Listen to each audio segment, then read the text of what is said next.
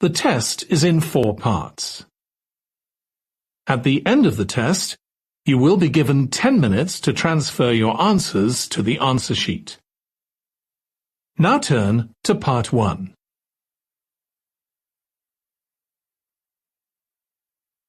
Part 1. You'll hear 2 tourists, Sally and Peter, talking in a coffee shop. First, you have some time to look at questions 1 to 5.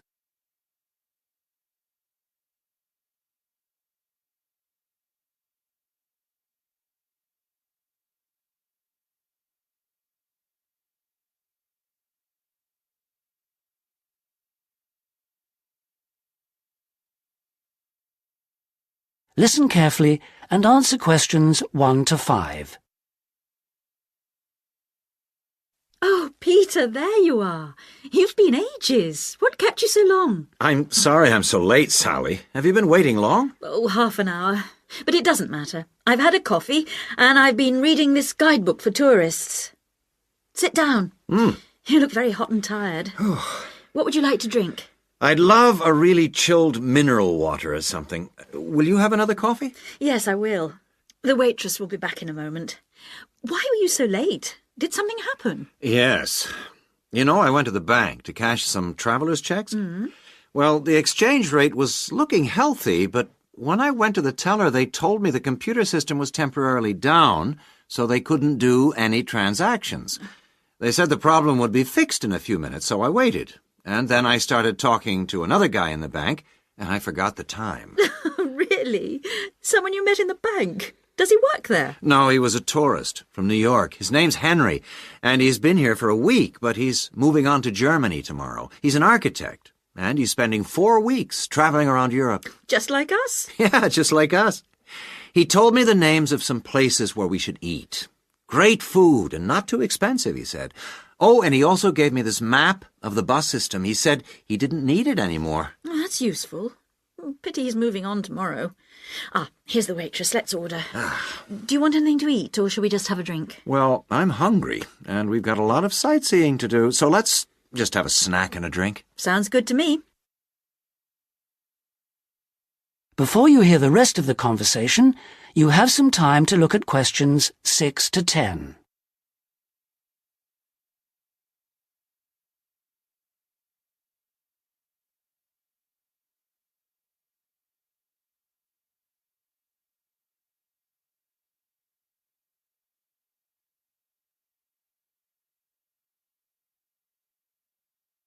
Now listen and answer questions 6 to 10.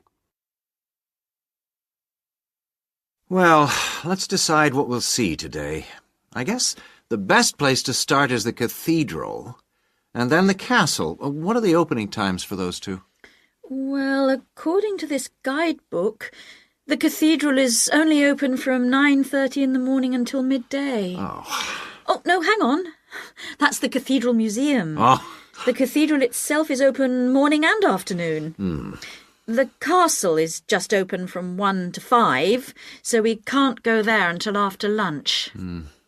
I really want to spend some time in the art gallery, because they've got this wonderful painting by Rembrandt that I've always wanted to see. What else should we see?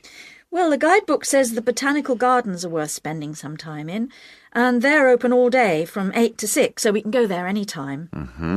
I'd like to go to the markets near the river, too, but, oh, no, wait, that's only in the mornings, too. As well as today and tomorrow, we can see some other places on Monday, you know. But I don't think the markets will be open then. They only open on Thursdays, so we've missed them for this week. Maybe we should go to the cathedral today because it's Sunday tomorrow, and even though it's open every day, it might be more difficult to get in tomorrow because of the church services. That's true.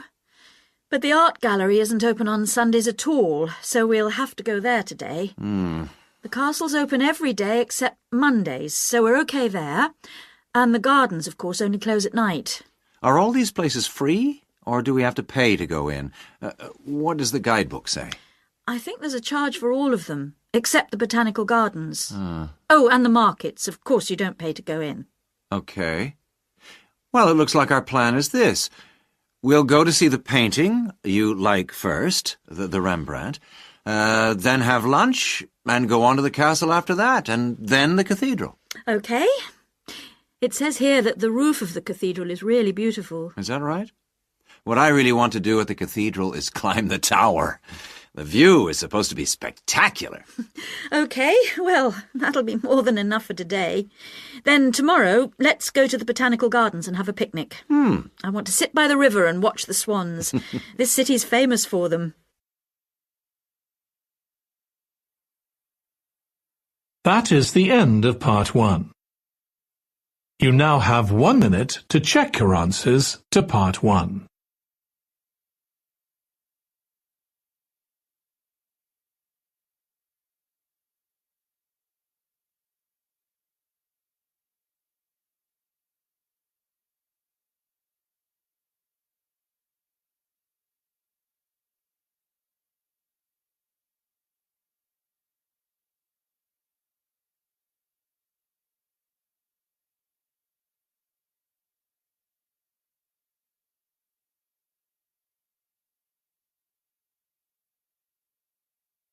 Part 2.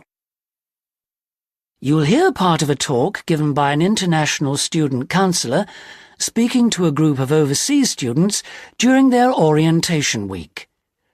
First, you have some time to look at questions 11 to 14.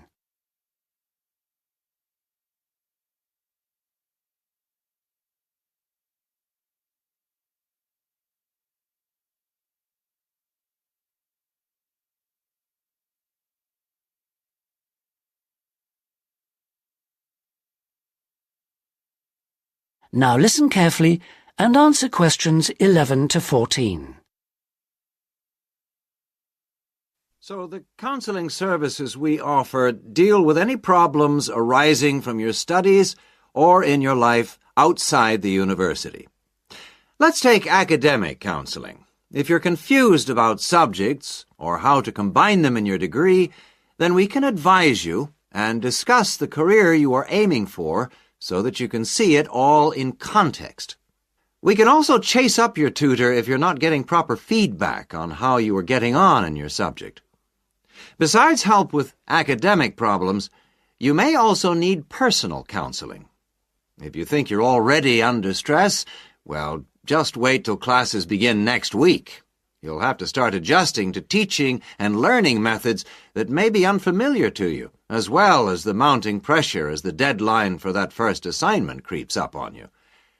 And, of course, you have to cope with all this without your usual social network. You know, the social contacts, family and friends you could normally rely on for help. All of this causes anxiety. Studying overseas can trigger a personal crisis. You may have left a lot of what you might call unfinished business back in your own country. Or you may have interrupted personal relationships or even sometimes have broken them off to come overseas.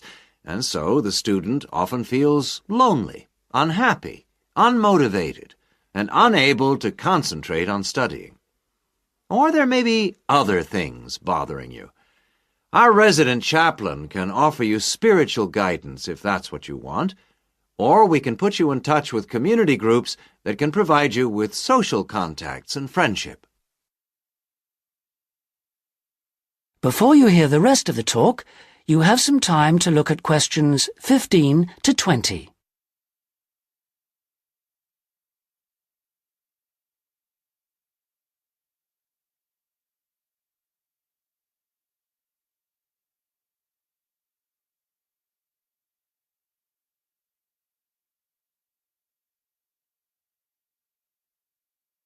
Now listen and answer questions 15 to 20. What about exam stress? It affects nearly everyone to some extent, but especially overseas students like yourselves. There may be a huge amount of family pressure on you to succeed. And if you fail a subject, or drop out of a course because it's too difficult, then your self-esteem can suffer. But it's not the end of the world if you don't pass an exam. I had to resit first-year anthropology, so I can certainly offer you a sympathetic ear. Anyway, exam failure can lead to worrying changes in the way you normally behave. You may also be off your food, or you may have dietary problems because the local food is not to your liking and upsets you, and this can affect your health and studies. Glenda Roberts is our dietitian in the health service, and we can put you on to her. And we all have money problems, don't we?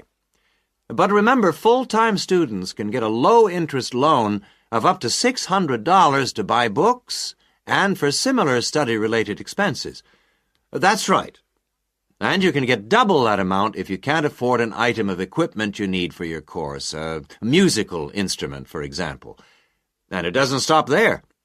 When you move into a flat, starting up expenses, including furniture for it, can be covered by a loan through the welfare service. See Jill Freeman for details. Can we help you? Well, last academic year, in spite of staff cuts, we counseled 240 international students for a total of 2,600 hours counseling. And finally, we won all but just one of the 12 appeals that we launched on behalf of students. Not too bad for an understaffed service, don't you think? That's all from me. Thank you. That is the end of part 2. You now have 30 seconds to check your answers to part 2.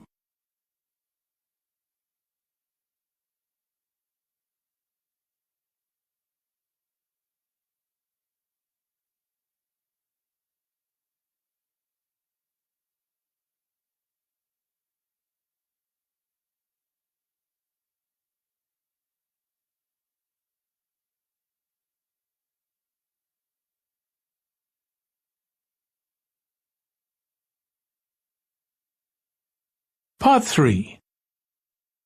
You'll hear 3 friends discussing an assignment they're going to work on together. First, you have some time to look at questions 21 to 26.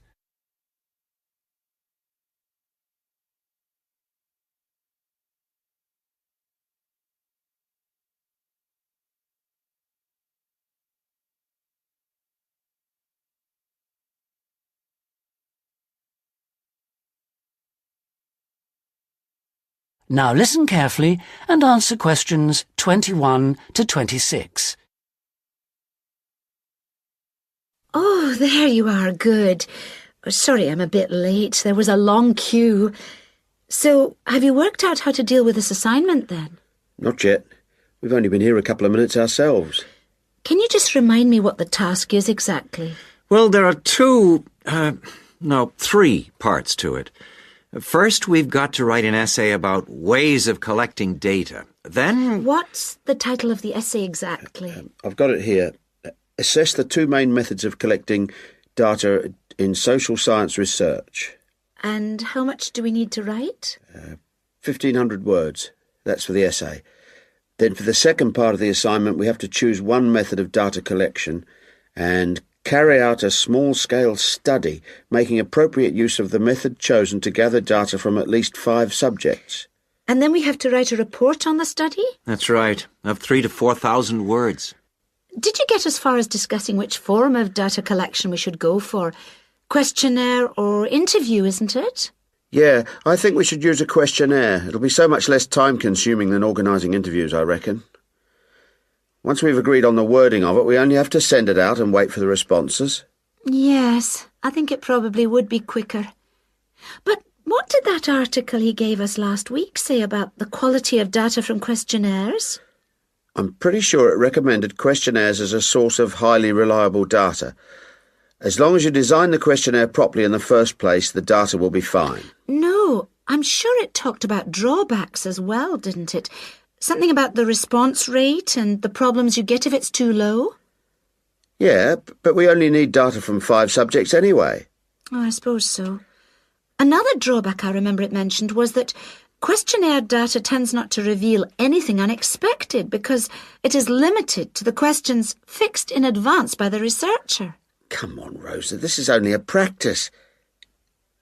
It's not meant to be real research, is it? Well, not sure about that. Before you hear the rest of the conversation, you have some time to look at questions 27 to 30.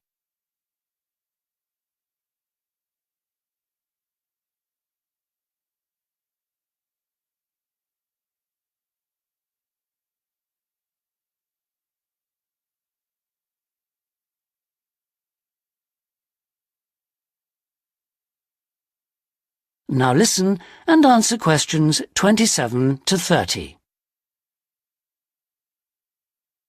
Maybe I'd better go through the article again, just to be sure. Can you remember what it was called? Sample Surveys in Social Science Research, I think. By Mehta. M-E-H-T-A? Yeah. And he also recommended a more recent book called Survey Research by Bell, I think. It's in that series published by London University. And if we try to use interviews instead, I saw a book in the departmental library that'll be helpful. It's called Interviews That Work by Wilson, published in Oxford in 1988. Right. Oh, I've got a tutorial now. Can we meet up again later this week? What about Friday morning? Suits me. 11 o'clock? Fine. Before Friday, I think we should all look through the reading list.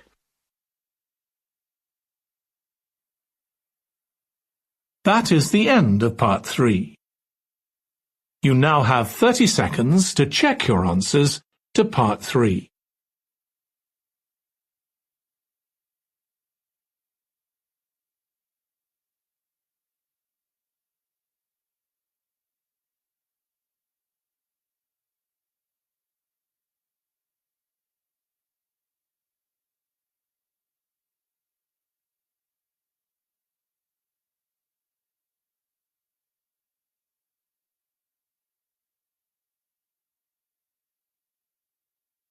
Part 4. You'll hear the beginning of one lecture in a series of lectures about crime. First, you have some time to look at questions 31 to 40.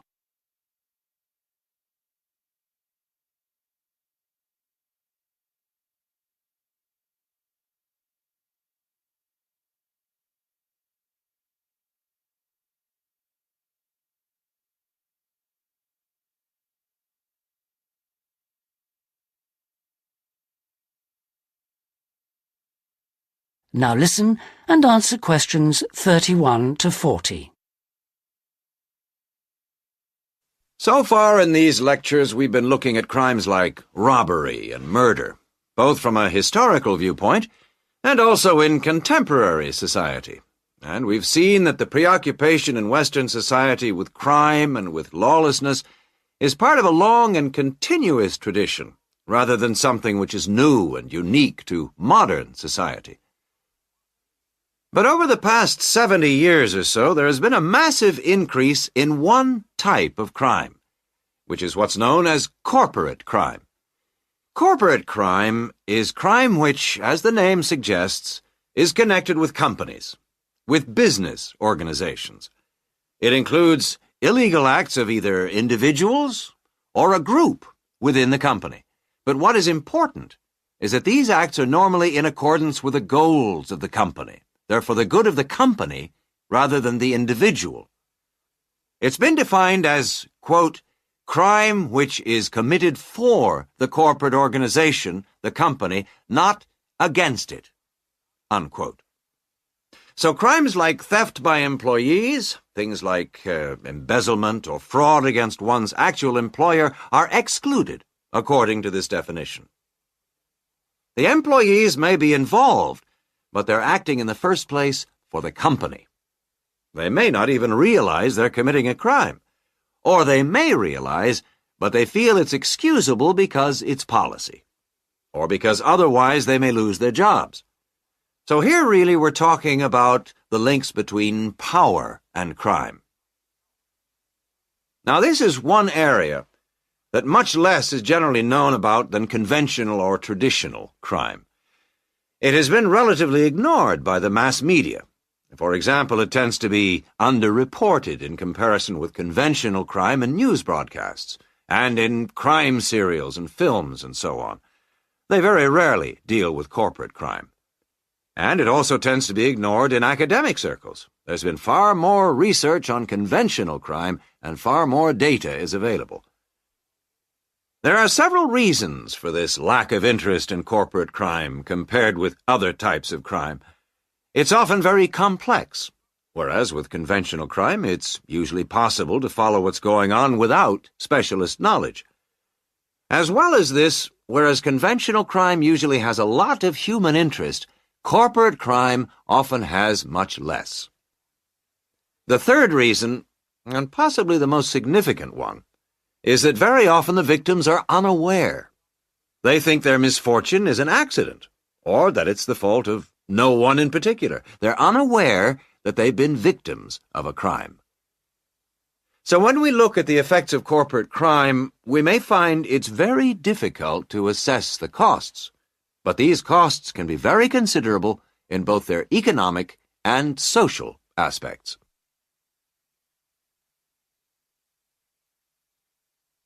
Let's look at the economic costs first. For example, if a company is producing fruit juice, and it dilutes its product so that it's just a little below the concentration it should be, many millions of people may be paying a small amount extra for their carton of orange juice. Now, small amounts like this may seem insignificant for individual customers, too small to worry about. But for the company, this deception might result in massive illegal profit. However, all studies of corporate crime agree that the individuals are in fact deprived of far more money by such crime than they are by conventional crime like robbery and theft. In addition to this, we have to consider the social costs of corporate crime, and these are again very difficult to assess, but they are considerable. They're important because they can undermine the faith of the public in the business world, and also, more importantly, because the main group of people they affect are in fact not the richer sections of society, but the poorer. So here companies are robbing the poor to benefit the rich. There are two more points to do with corporate crime that I'd like to illustrate with reference to a specific event which occurred several years ago. This was an explosion of a large oil tanker, which caused the loss of more than 50 lives of the crew. It was an explosion which never should have happened, and a subsequent inquiry laid the blame not on anyone who had actually been on the tanker at the time, but on the owners of the tanker. They had deliberately decided not to carry out necessary repair work on the tanker as it was due to be sold, and it was this lack of repair work which was directly responsible for the explosion. Now, this illustrates 2 points to do with corporate crime. First of all, that it does not have to be intentional. The owners of the tanker certainly did not intend it to explode, but very serious consequences can result from people or organizations not considering the possible results of their actions seriously enough. The main crime here was indifference to the human results, rather than actual intention to harm anyone, but that didn't make the results any less tragic. And this leads me to my second point, that corporate crime can have very severe consequences. It's not just a matter of companies making bigger profits than they should do, but of events which may affect the lives of innocent people. And yet very often, companies, because they say they didn't intend to harm anyone, can avoid taking responsibility for the results of their actions, and that has been a very dangerous loophole in the law. Now, a further example of corporate crime was that That is the end of part 4. You now have 1 minute to check your answers to part 4.